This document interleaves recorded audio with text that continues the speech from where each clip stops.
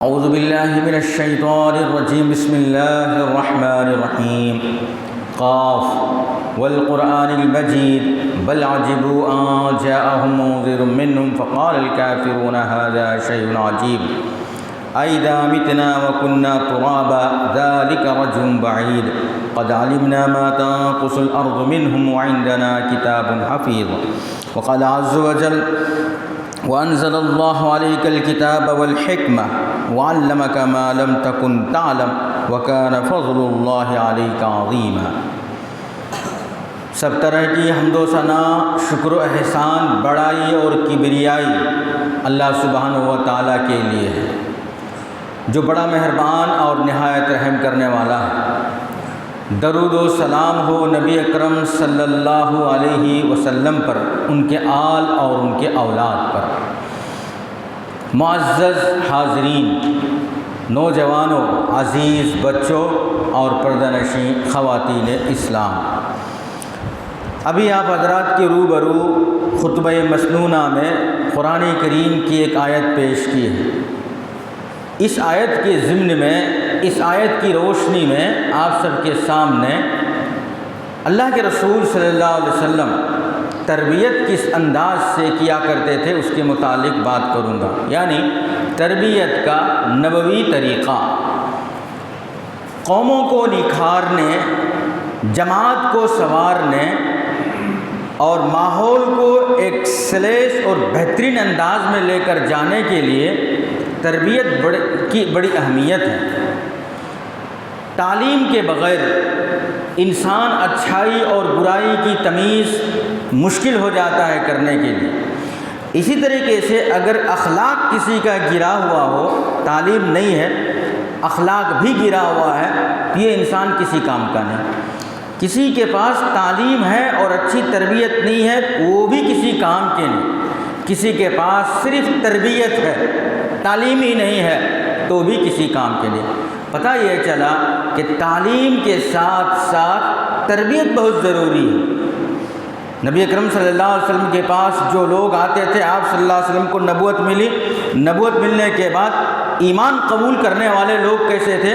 اعراب، بدو، دیہاتی لوگ۔ الاعراب اشد کفرا و نفاقا، اللہ نے کہا کفر اور نفاق میں یہ دیہات کے لوگ بہت مضبوط تھے، سخت تھے۔ جب یہ ایمان قبول کر لیتے تھے تو اللہ کے رسول صلی اللہ علیہ وسلم ان کی ایسی تربیت کرتے تھے، زمانہ ان کی مثال پیش کرتے تھے کہ آدمی ہو فلانے کی طرح، صحابہ کرام کی طرح۔ ان کی تربیت کرنے والے کون ہوتے تھے؟ اللہ کے رسول صلی اللہ علیہ وسلم، جو کہ کفر میں بھی سخت ہیں، نفاق میں بھی سخت ہیں، مضبوط ہیں۔ ایسوں کی تربیت کر کے اللہ کے رسول صلی اللہ علیہ وسلم موم بنا کر کے رکھ دیتے تھے، نرم کر کے رکھ دیتے تھے۔ تو پتہ یہ چلا ایمان قبول کرنا، اللہ کے رسول صلی اللہ علیہ وسلم کے پاس دین کا علم سیکھنا، یہ علم ہے۔ آپ صلی اللہ علیہ وسلم سے اٹھنے بیٹھنے، چلنے پھرنے اور معاشرے میں، سماج میں رہنے کا طریقہ سیکھنا، یہ تربیت ہے۔ یہی چیز اللہ کے رسول صلی اللہ علیہ وسلم کیا کرتے تھے، جس کی وجہ سے قرآن نے مثال کے طور پر بیان فرمایا صحابہ کرام کی زندگی کو، نبی اکرم صلی اللہ علیہ وسلم کی زندگی کو بھی۔ آپ صلی اللہ علیہ وسلم تربیت کرتے کس انداز سے تھے؟ کیا طریقہ ہوتا تھا آپ صلی اللہ علیہ وسلم کو لوگوں کو تربیت کرنے کا، ایک پلیٹ فارم میں جمع کرنے کا، ساتھ میں رکھنے کا، متحد رہنے کے لیے اور اچھے اخلاق کے حامی کس انداز سے بناتے تھے؟ تو اس سے پہلی بات یہ ہے کہ آپ صلی اللہ علیہ وسلم کے طریقہ تربیت میں ایک بات یہ تھی کہ تربیت شروع سے ہی کیا کرتے تھے۔ اگر ہم اولاد کی تربیت کرتے ہیں تو اس کی تربیت بچپن سے ہی ہونی چاہیے۔ لاڈو پیار میں ہم اپنے بچوں کو چھوڑ دیتے ہیں، گالی گلوچ کبھی کرتے ہیں، شرارت کرتے ہیں اور ہنس کر کے بات کو ختم کر دیتے ہیں، سمجھ جاتے ہیں اور بات کو ختم کر دیتے ہیں۔ یہی بچہ جب بڑا ہوتا ہے تو ایک باپ کا ڈر ان کے دل میں جو بیٹھا ہوا رہنا چاہیے وہ بچپن سے ہی ختم ہو گیا ہوتا ہے، بعد میں بڑے بڑے شرارت کرتے ہیں وہ بچے۔ تو تربیت جو ہے شروع سے ہونی چاہیے، یہ نبوی طریقہ ہے۔ آپ صلی اللہ علیہ وسلم ایک دسترخوان میں بیٹھے ہوئے تھے، ایک بچہ، چھوٹا بچہ جو ہے چھوٹا بچہ کھانا کھا رہے تھے، دسترخوان پہ 4 لوگ بیٹھے ہیں، کھانا کھا رہے ہیں، ایک بچہ بھی ان کے ساتھ کھانا کھانے ہوئے بیٹھے ہیں، بھوک لگی ہوئی تھی، تو کئی قسم کی غذائیں، کئی قسم کے کھانے جو ہیں رکھے ہوئے تھے دسترخوان میں۔ ایک بچہ جو ہے ادھر کبھی یہ اٹھاتا، کبھی وہ اٹھاتا، کبھی کھانے کے لیے ادھر ادھر پھینک نہیں رہا ہے، ضائع نہیں کر رہا ہے، برباد نہیں کر رہا ہے، کھانے کے لیے ادھر ادھر۔ آپ صلی اللہ علیہ وسلم اس کو دیکھتے ہیں، اس کے بعد کہتے ہیں یا غلام، اے بیٹے۔ غلام جو ہے عربی زبان میں بیٹے کے لیے بھی استعمال ہوتا ہے، نوکر کے لیے بھی استعمال ہوتا ہے، جیسا ماحول ہے ویسا اس انداز سے لفظ استعمال کر لیتے ہیں۔ تو ان کو کہتے ہیں اے بیٹے سم اللہ، اللہ کا نام لو، وکل مما یلی، اور اسی جگہ سے کھاؤ جو تمہارے بالکل قریب ہے، ذرا ادھر سے ذرا ادھر۔ کھانا کوئی غلطی بات نہیں ہے، لیکن جو اخلاقی تربیت ہے دیکھیے بچپن سے ہی کر رہے ہیں اللہ کے رسول صلی اللہ علیہ وسلم۔ یہی جب بڑا ہوگا بچہ یاد رکھے گا رسول اکرم صلی اللہ علیہ وسلم کی بات کو، کہ ایک مرتبہ دسترخوان میں بیٹھا ہوا تھا، میں ایسا کھا رہا تھا، اللہ کے رسول صلی اللہ علیہ وسلم نے مجھے ٹوکا، میری نشاندہی فرمائی، تربیت کی۔ تو اس انداز سے جو ہے تربیت شروع سے ہونی چاہیے، یہ آپ صلی اللہ علیہ وسلم کا مزاج تھا۔ اور وہ بچہ جو ہے نا اس کا نام عمر بن سلمہ رضی اللہ عنہ تھا۔ آپ صلی اللہ علیہ وسلم، ایک اور بچے کی مثال دیکھیں، آپ صلی اللہ علیہ وسلم نبی ہیں، بیت المال کے سارے چیز آپ کے گھر میں ہوتا ہے، اور اس کے ذمہ دار آپ ہوتے ہیں، گھر میں نہیں بھی رہے مسجد نبی میں ہی رہے، ذمہ دار آپ ہوتے ہیں۔ بیت المال سے کتنے غریب مسکین محتاج اور ضرورت مند لوگ ہیں، ان لوگوں کو اناج پہنچنا، ضرورت کی چیزیں پہنچنا جو ہے آپ صلی اللہ علیہ وسلم کی نگرانی میں ہوا کرتی تھی۔ ایک مرتبہ کھجور جو ہے باغ سے کھجور بہت زیادہ آئے، آپ صلی اللہ علیہ وسلم کے گھر میں رکھے ہوئے تھے۔ حسین رضی اللہ عنہ آپ کے نوا سے، نبی اکرم صلی اللہ علیہ وسلم کے نوا سے، چھوٹا بچہ ہے 7-8 سال کا، بسا اوقات آپ صلی اللہ علیہ وسلم ان کو اپنے کندھے میں رکھ کر نماز بھی پڑھ دیا کرتے تھے۔ رسول اکرم صلی اللہ علیہ وسلم بہت لاڈو پیار کرتے تھے، لیکن تربیت کے باب میں پیچھے نہیں ہٹتے تھے، یہ یاد رکھیں۔ ہم بچوں سے لاڈو پیار کرتے ہیں لیکن تربیت کے باب میں پیچھے چلے جاتے ہیں تربیت کے معاملے میں۔ ایسا ہی کہیں سے کھیل ول کر کے آنے کے بعد جو کھجور رکھے ہوئے تھے گھر میں، وہ کھجور دراصل بانٹنے کے کھجور تھے۔ کھیت میں جو اناج اگتا ہے اس کا صدقہ نکالا جاتا ہے، اس کا کھجور تھا وہ، اور دوسروں کو بانٹنے آئے، اور فوراً جو ہے چھوٹا بچہ حسین رضی اللہ عنہ ایک کھجور اٹھا کر منہ میں ڈال لیے۔ آپ صلی اللہ علیہ وسلم فوراً اس کو اگلوائے، یہ ہمارے کھانے کے لیے نہیں ہے، یہ معاشرے کے ان لوگوں کے لیے جو ضرورت مند ہیں، مسکین ہیں، محتاج ہیں، جہاں تک یہ کھجوریں پہنچنی چاہیے وہاں پہنچانے کی چیز ہے، تمہارے لیے کھانا جائز نہیں۔ اس جگہ یہ سوچ سکتے تھے بچہ ہی ہے نا، ابھی تو یہ مکلف نہیں ہوا ہے کہ جائز یا ناجائز، حرام حلال، یہ چھوٹا بچہ ہے نا، ہر چیز معاف ہے اس کے لیے، ابھی اللہ نے اس کو مکلف نہیں بنایا ہے۔ بلوغت کے بعد اگر کوئی آدمی نماز چھوڑتا ہے گنہ گار ہوتا ہے، فرائض کا اہتمام نہیں کرتا ہے گنہ گار ہوتا ہے، ابھی بڑا ہوا ہی نہیں ہے۔ یہ نہیں سوچے اللہ کے رسول صلی اللہ علیہ وسلم، فوراً ٹوک دیے، اصلاح کر دیے۔ تو کہنے کا مطلب یہ ہے کہ تربیت اگر ہم کریں، ہمارے تربیت کا انداز جو ہے بچپن سے ہی ہونی چاہیے، تبھی جا کر کے ایک قوم خوبصورت سا بنتا ہے، سماج اور معاشرہ بہترین سا بنتا ہے۔ ہم شروع میں چھوڑ دیں اور آخر میں چل کر کے بڑے بڑے کانفرنس اجتماع کے ذریعے سے لوگوں کو سمجھائیں بجھائیں، بہت کم امید رکھیں ان لوگوں کو سمجھنے کی۔ فارسی کا ایک شعر ہے، خشت اول چون ہت معمار کج تا سریا می روت دیوار کج۔ عمارت اگر ہم بناتے ہیں، عمارت کی بنیادی اینٹ جو رکھتے ہیں اگر وہ ٹیڑھی ہو تو کتنی بلڈنگ بھی ٹھوک دیں ٹیڑھی ہی جائے گی، وہ عمارت ٹیڑھا ہی رہے گا۔ اور اگر شروع میں اس عمارت کی اینٹ کو صحیح کر دے تو پوری عمارت صحیح رہے گی۔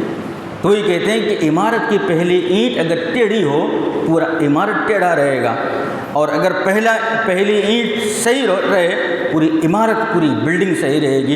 یہی طریقہ ہے تربیت کرنے کا بھی، اسی انداز سے ہماری تربیت ہونی چاہیے، پہلی چیز۔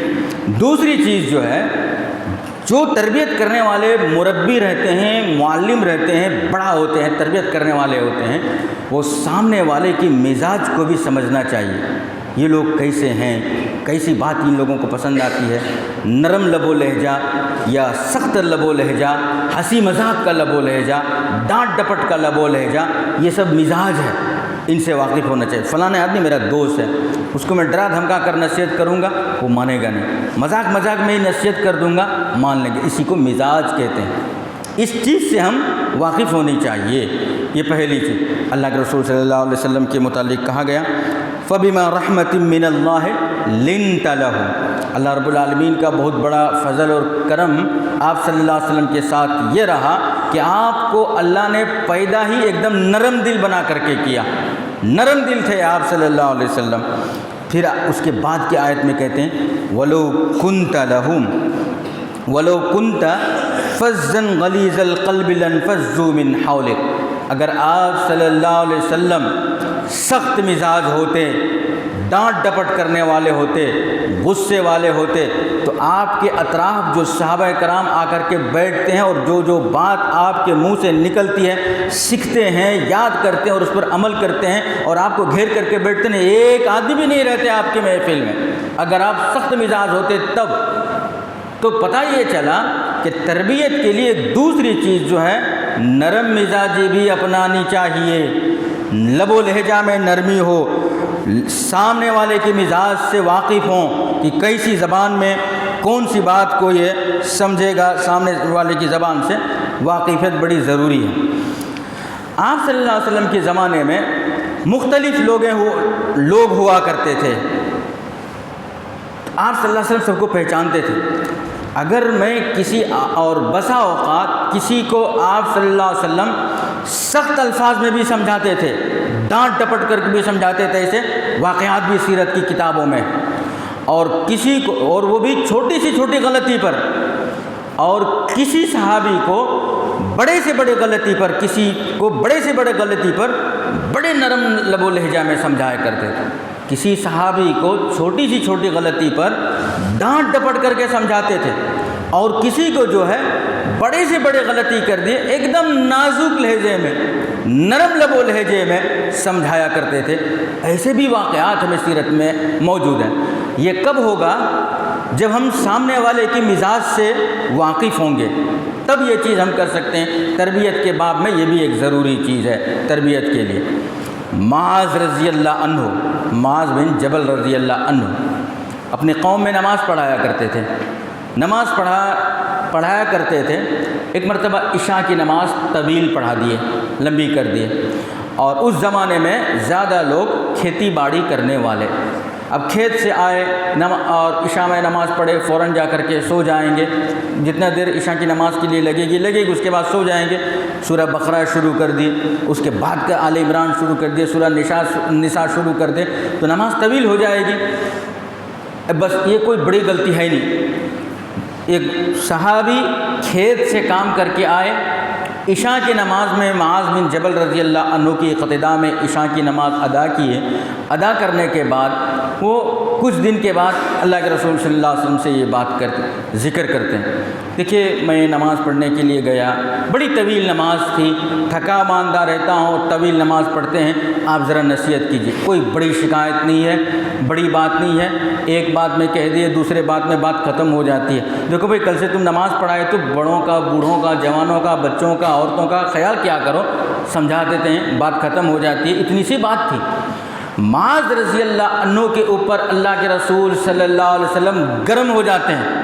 جب یہ بات سنتے ہیں آپ صلی اللہ علیہ وسلم کی صورت سرخ ہو جاتا ہے غصے کی وجہ سے، اور اس کے بعد معاذ رضی اللہ عنہ سے جب ملاقات ہوتی ہے، بلایا جاتا ہے ان کو، افتان یا معاذ کہتے ہیں آپ صلی اللہ علیہ وسلم۔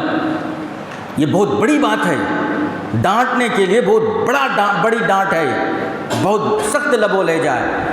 کیا تم فتنہ پرور ہو، فتنہ کرنے والے ہو اے معاذ رضی اللہ عنہ؟ اور فتنہ ہو سکتا ہے کیا؟ بڑے صحابی ہیں، تم فتنہ پھیلانے والے آدمی ہو، فتنہ پرور ہو۔ ایسے طریقے سے معاذ رضی اللہ عنہ کو آپ صلی اللہ علیہ وسلم سمجھاتے ہیں۔ اس کے بعد نماز جس انداز سے کرنی تھی وہ تو اس کے بعد ہو گئے۔ یہاں میرا کہنے کا جو مقصد ہے، بسا اوقات تربیت کے لیے انداز دیکھیے، طریقہ دیکھیے، سخت لہجہ اپنائے ہوئے۔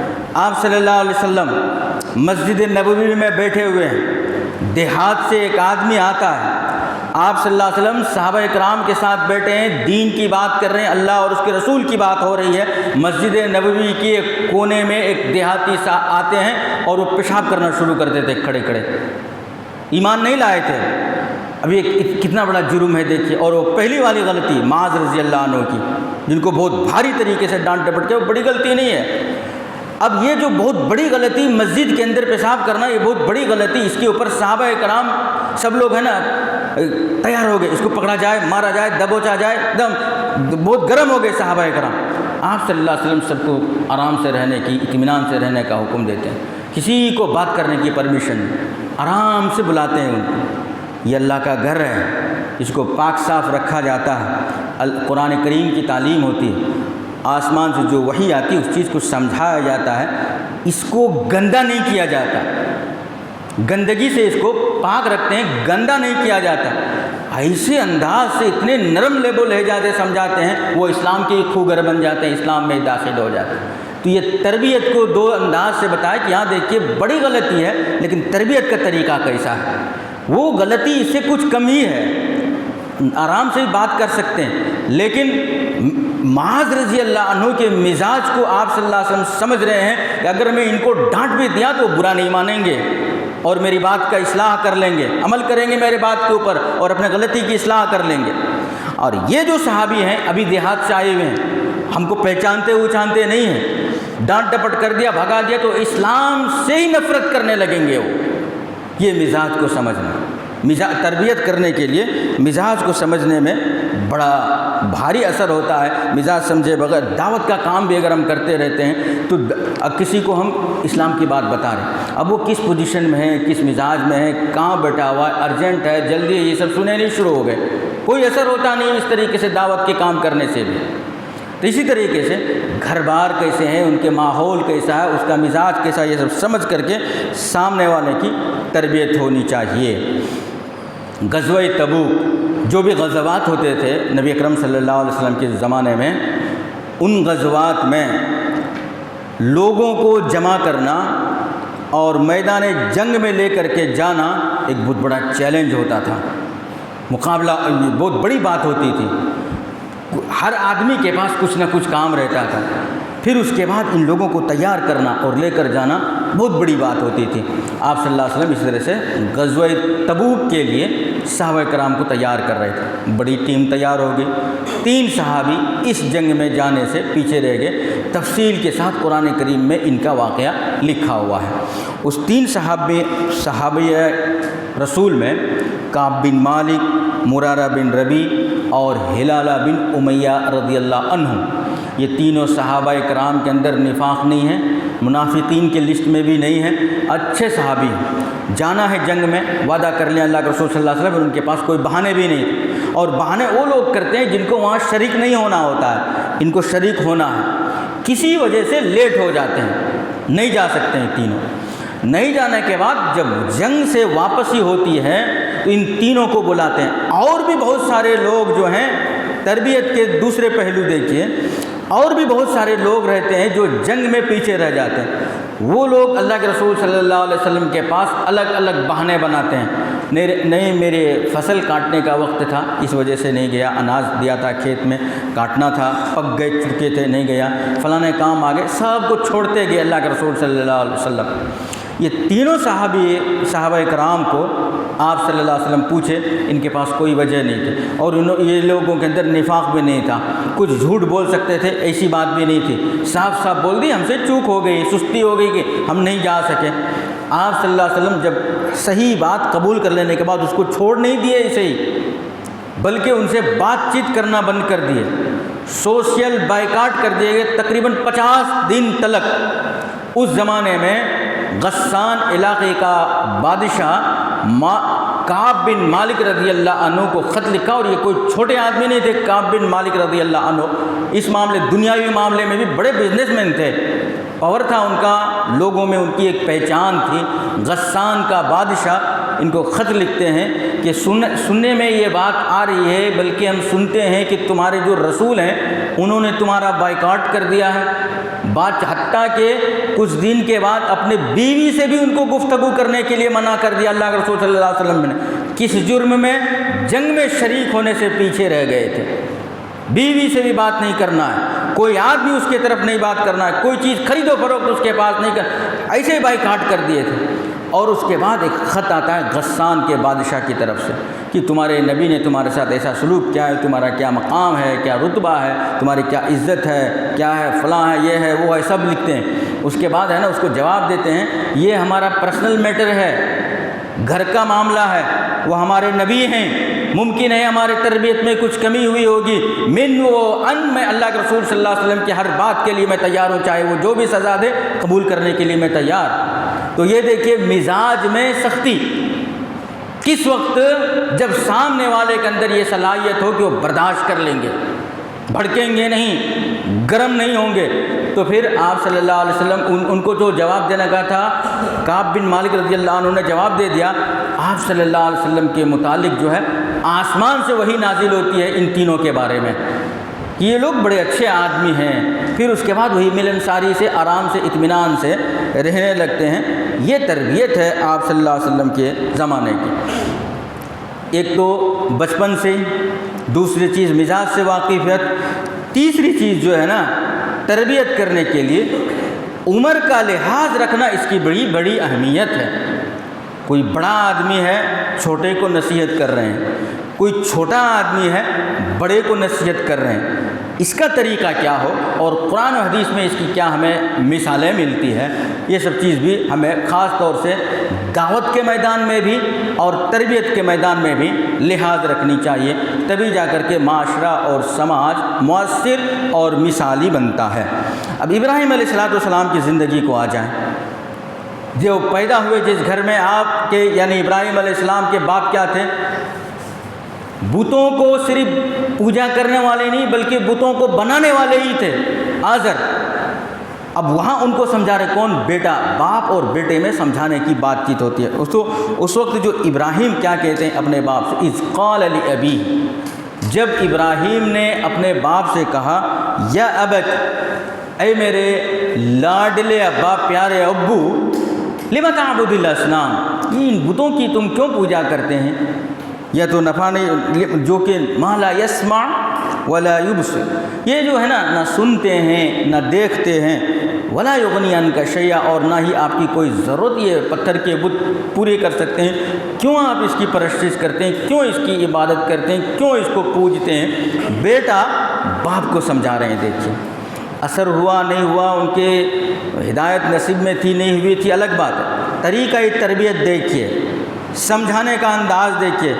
میں یہ گھر میں رنگا نہیں، کیا میں جو بولتا ہوں وہ سنتے نہیں ہو، ایسا کر رہے ہو، میں نبی ہوں اور آپ میرا باپ ہو کر کے میری بات کو نہیں مانتے ہیں، یہ لب و لہجہ نہیں اپنایا ابراہیم علیہ السلام۔ کیوں؟ جو نفع پہنچا رہا ہے نہ نقصان پہنچا رہا ہے، نہ ہماری کوئی مرادیں فریادیں سنتا ہے، نہ ہماری کوئی ضرورت کو پوری کرتے ہیں، ایسی چیز کی عبادت کرنے سے ہمارا کوئی فائدہ ہے کیا ابو جان؟ یہ انداز ہوتا ہے بڑے آدمی کو سمجھانے کا۔ اب عمل کرے نہ کرے، مانے یا نہ مانے، اس کی مرضی۔ اب آ جائیے چھوٹوں کو، وہی چیز ابراہیم علیہ السلام کے ساتھ ان کے بیٹے کی قربانی کا مسئلہ ہے۔ دیکھیے اسماعیل علیہ السلام کی قربانی بڑا طویل مسئلہ ہے۔ تو اس وقت ابراہیم علیہ السلام بیٹے کو سیدھا اللہ کا حکم ملا ہے، تم میرا بیٹے ہو، قربان کرنا ہے تجھے اللہ کے راستے میں، 1 منٹ ایسا بولنے کے لیے، کیوں؟ حق بھی ہے باپ کو، بیٹا بیٹا ہو، لیکن یہ انداز نہیں اپناتے ہیں ابراہیم علیہ السلام۔ یا بنیا، اے میرے لاڈلے بیٹے، انی ارا فی المنام، میں دیکھ رہا ہوں تم کو خواب میں، انی اذبحک فانظر ماذا تری، کہ میں تم کو ذبح کر رہا ہوں اللہ کے راستے میں، قربانی کر رہا ہوں اللہ کے راستے میں، ایسا میں نے خواب دیکھا ہے، تمہارا کیا خیال ہے؟ بیٹے سے پوچھ رہے ہیں، بتائیے۔ حالانکہ یہ آرڈر باپ خود کر سکتے تھے وہ کام، پوچھنے کی ضرورت نہیں ہے، لیکن ہم کو یہاں جو مسئلہ سمجھنا ہے، تربیت کا انداز دیکھیے، تربیت کرنے کا طریقہ دیکھیے، یہ چیز کا بھی خاص خیال رکھا جائے کہ عمر کا لحاظ کس طریقے سے ہم سمجھائیں ابراہیم علیہ السلام۔ آخری بات، بسا اوقات ایسا ہوتا ہے لیول کے ہوتے ہیں آدمی، علم میں بھی، عمل میں بھی، پڑھائی لکھائی ہر چیز، عہدے میں بھی، مقام اور مرتبہ میں بھی، اس کے باوجود کسی قسم کی کوئی کمی رہتی ہے، اس کے باوجود کسی قسم کی کوئی کمی رہتی ہے، وہاں کیسا کیا کرے، وہاں کیسا سمجھائے۔ شروع میں جو خطبہ مسنونہ میں جو آیت پڑھا، اللہ رب العالمین نے آپ کے اوپر قرآن کریم کا نزول فرمایا، قرآن نازل کیا، اللہ اپنی طرف سے کتاب نازل کیا، والحکمت، حکمت کو بھی نازل فرمایا۔ حکمت کیا ہے؟ سمجھداری، مصلحت، سامنے والوں کی سمجھنا، حالات سے آگاہ ہونا، یہ سب چیز حکمت میں آ جاتی ہے۔ اللہ کے رسول صلی اللہ علیہ وسلم نے حکمت کے متعلق ارشاد فرمایا، الحکمت ضالۃ المؤمن اخذها حیث وجدہ۔ حکمت کی بات یعنی اچھی بات، نصیحت کی بات مومن کی گمشدہ چیز ہے، وہ جہاں سے بھی ملے اس کو لے لے، جہاں سے بھی ملے اس کو لے لے۔ اب مثال کے طور پر کوئی غیر مسلم ہے اور وہ اچھی بات بتا رہے ہیں، لے لینے کا حکم دیا۔ جب اچھی بات ہے تو یہ نہیں دیکھنا ہے کون بول رہا ہے، کیا کہہ رہا ہے وہ دیکھنا ہے، اچھی بات، اچھی نصیحت، یہ سب چیزیں لے لینا، یہ حکمت ہے۔ والحکمت وعلمک ما لم تکن تعلم، اور اللہ رب العالمین نے قرآن کریم کو نازل کر کے ایک تو علم سکھایا، حکمت دیا، اور ایسی باتوں کا بھی علم سکھایا جو تم نہیں جانتے تھے، اور تم پر اللہ کا بہت بڑا فضل ہے۔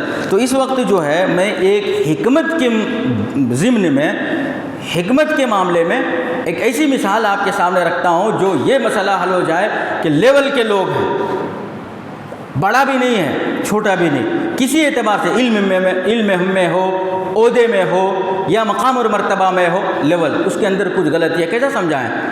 تو اس جگہ حکمت کو اپنا ایک مثال میں پیش کرتا ہوں۔ دارالعلوم دیوبند بہت بڑا ادارہ ہے، دنیا بھر میں اس کی شہرت ہے، وہاں سے بڑے بڑے علماء کرام فارغ ہوتے ہیں پڑھ کر کے، اور بے شمار علماء وہاں سے فارغ ہوتے ہیں، بلکہ ہندوستان میں میجارٹی کے حساب سے زیادہ تعداد میں وہیں سے فارغ ہوتے ہیں۔ اب کس من ہے جی، کیا یہ اس سب چیز کی طرف میں نہیں جا رہا ہوں، بہت علماء کو نکال رہے ہیں، بہت فارغ ہو رہے ہیں۔ اس کو بنانے والے جو ہیں قاسم نانوتوی، بنیاد رکھنے والے قاسم نانوتوی رحمۃ اللہ علیہ، اور اس وقت جو ٹرسٹ تھے، ذمہ دار تھے کئی علماء کرام، مولانا گنگوہی، اس طریقے سے مولانا محمد رفیع الدین، یہ لوگ ذمہ دار ہو، بڑے بڑے علماء، ان کے دیوبند کی سبھی کتابوں میں ان کا سب تذکرہ ملے گا۔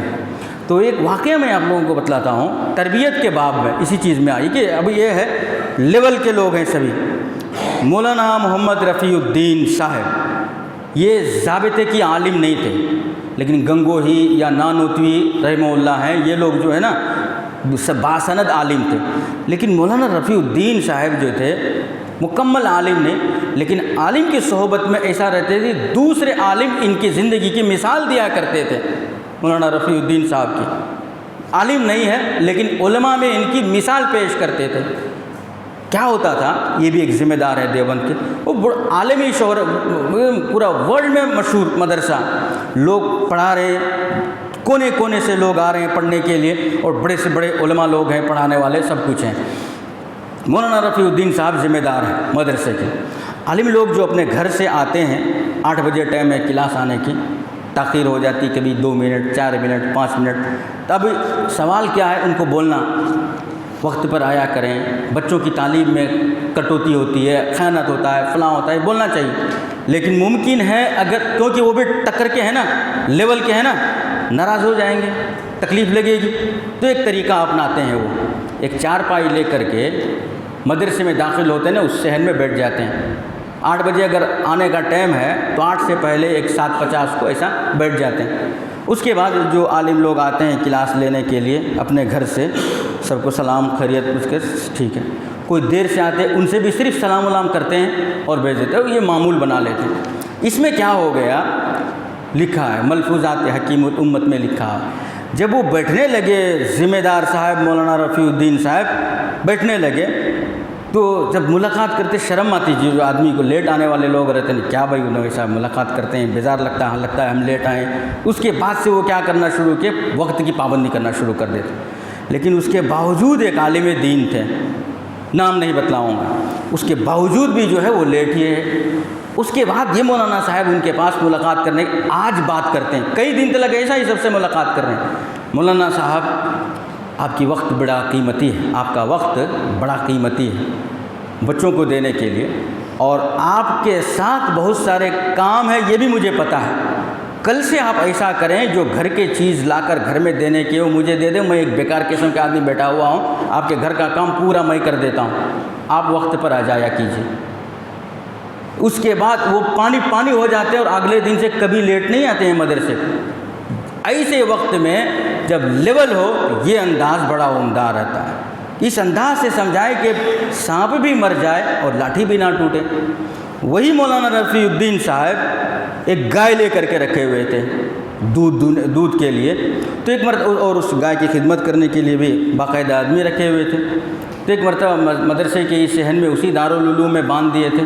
باندھ دینے کے بعد لوگ دوسرے ذمہ دار آئے، کیا یار یہ مدرسہ ہے کیا دوسرا چیز ہے، یہاں پر جانور باندھے جاتے، کس نے باندھا ہے، کدھر باندھا ہے، یہ باندھا ہے وہ باندھا ہے، اعتراض کرنے لگے۔ اس کے بعد جب پتہ چلا مولانا رفیع الدین صاحب کو میری گائے باندھنے کی وجہ سے اعتراض کرتے ہیں، دوسرے دن وہ گائے کھول کر مدرسے کو ہدیہ دے دیتے ہیں۔ اب کہاں بنیں گے گائے، وہ کون اعتراض کرے گا؟ اب اس واقعہ سے میں بتلانا یہ چاہیے، جسٹ ایک واقعہ ہے یہ، بس قرآن حدیث نہیں، واقعہ ہے۔ تو اس سے میں بتلانے کا مقصد یہ ہے کہ اگر کبھی کبھار لیول کے آدمی ہیں، ان کی تربیت کس طریقے سے ہو جس سے ان کے دل شکنی بھی نہ ہو، چوٹ بھی نہ لگے دل میں، اور غصہ بھی نہ کرے اور ہماری بات مان بھی لے، یہ معاملے میں اس باب میں اس واقعہ کو لایا۔ تو پوری خطبے کا، پورے بیان کا، پوری تقریر کا لب لباب اور خلاصہ یہ ہے کہ تربیت کے لیے چند اصول ہیں۔ بچپن سے تربیت ہو، نرم مزاج ہونا چاہیے، عمر کا خیال رکھنا چاہیے، اور اس انداز سے تربیت کریں جیسے اللہ کے رسول صلی اللہ علیہ وسلم تربیت کیا کرتے تھے۔ تب کیا ہوگا، تب چل کر کے ایک 10 سال 5 سال کے بعد ہمارے پاس ایک ایسی جماعت تیار ہو جائے گی، جب ہم اٹھنے کے لیے کہیں گے تو وہ اٹھیں گے، اور بیٹھنے کے لیے جب کہیں گے تو وہ بیٹھیں گے، یعنی ہمارے فرمانبردار ہوں گے، وہ ایک بات پر اٹل رہیں گے۔ وہ یہ سب نبوی طریقے میں، یہ تعلیمات میں یہ سب چیزیں ملتی ہے۔ اللہ سے دعا ہے کہ اللہ رب العالمین ہمیں ان باتوں پر کہنے، سننے اور عمل کرنے کی توفیق عطا فرمائے۔ آمین۔ وآخر دعوانا الحمد للہ رب العالمین۔